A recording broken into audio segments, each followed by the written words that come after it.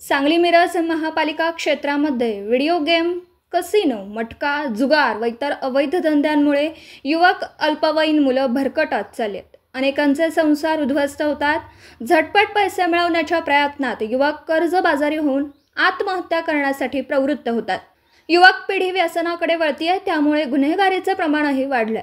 Video game, casino, मटका, जुगार यांच्यावर पोलिसांचा कुठलाही धाक राहिला नाही।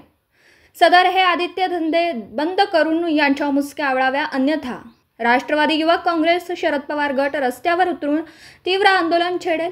यास प्रशासन जबाबदार असेल तर युवक पिढी बर्बाद होण्यापासून वाचवावी व सांगली मिरज कुपवाड हद्दीतील अवैध धंदे बंद करावे असे निवेदन सांगली जिल्ह्याचे पोलीस अधीक्षक यांना देण्यात आले।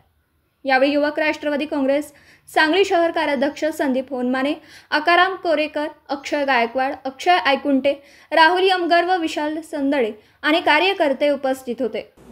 दिवसभरातील घडामोडींचा आढावा घेण्यासाठी पाहत रहा N24 मराठी न्यूज चॅनल।